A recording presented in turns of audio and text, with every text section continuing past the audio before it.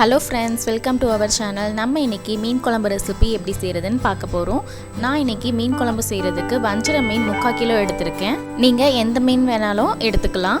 இப்போ ஒரு மிக்ஸி ஜாரில் பெரிய வெங்காயம் 2 கட் பண்ணி சேர்த்துக்கோங்க. இது கூடவே 2 டீஸ்பூன் சீரகம், 1 டீஸ்பூன் மிளகு சேர்த்து கொரகொரப்பாக அரைச்சி எடுத்துக்கோங்க. தண்ணி சேர்க்காமல் அரைச்சிக்கோங்க. இப்போ ஒரு மண் சட்டியில் 3 டேபிள் ஸ்பூன் நல்லெண்ணெய் சேர்த்துக்கோங்க. நல்லெண்ணெய் சேர்த்த பிறகு இதில் 1 டீஸ்பூன் கடுகு, வெந்தயம் 1/4 டீஸ்பூன், 2 முழு பூண்டை நான் இடித்து சேர்த்துருக்கேன். 1 கப் சின்ன வெங்காயத்தை கட் பண்ணி சேர்த்துக்கோங்க. இது கூடவே கருவேப்பிலை இலைகள் சேர்த்து வெங்காயத்தை நல்லா வதக்கிக்கோங்க.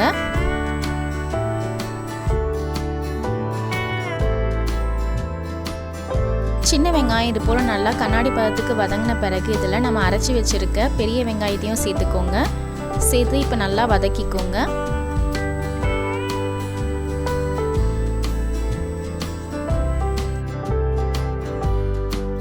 இப்போ பெரிய வெங்காயம் நல்லா வதங்கிடுச்சு. இப்போ இதில் நம்ம மசாலாலாம் சேர்த்துக்கலாம். மஞ்சத்தூள் 1/2 டீஸ்பூன், தனி மிளகாய் தூள் 2 டீஸ்பூன், தனியாத்தூள் 5 டீஸ்பூன், இது கூடவே நான் 2 டீஸ்பூன் காஷ்மீரி சில்லி பவுடர் சேர்த்துருக்கேன்.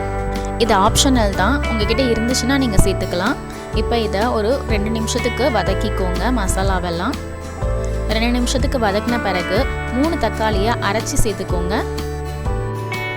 தக்காளி சேர்த்து ஒரு வாட்டி இது போல் மிக்ஸ் பண்ணி விட்டு ஒரு 2 நிமிஷத்துக்கு பிறகு நம்ம கரைச்சி வச்சுருக்க புளி தண்ணியை இதில் சேர்த்துக்கோங்க. நான் ஒரு பெரிய லெமன் சைஸ் புளியை 1/2 hour தண்ணியில் ஊற வச்சு எடுத்து வச்சுருக்கேன். இப்போ அதை நான் சேர்த்துட்டேன். புளி தண்ணி சேர்த்த பிறகு குழம்புக்கு தேவையான அளவு தண்ணி சேர்த்துக்கோங்க. தண்ணி சேர்த்த பிறகு இதில் 3 பச்சை மிளகாய், தேவையான அளவு உப்பு, கருவேப்பிலை இலைகள் கொஞ்சம் சேர்த்துக்கோங்க.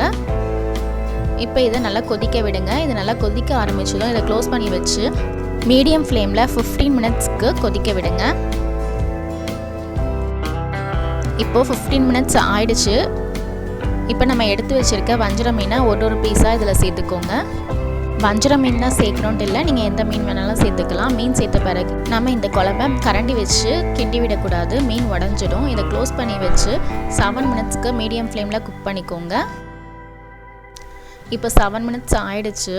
மீன் நல்லாவே குக் ஆகிருக்கும். நம்மளுடைய மீன் குழம்பு ரெசிபி இப்போ ரெடி ஆகிடுச்சு. ஃபைனலாக எழுதுதில் கொத்தமல்லி இலைகள் தூவி ஃப்ளேம் ஆஃப் பண்ணுங்க.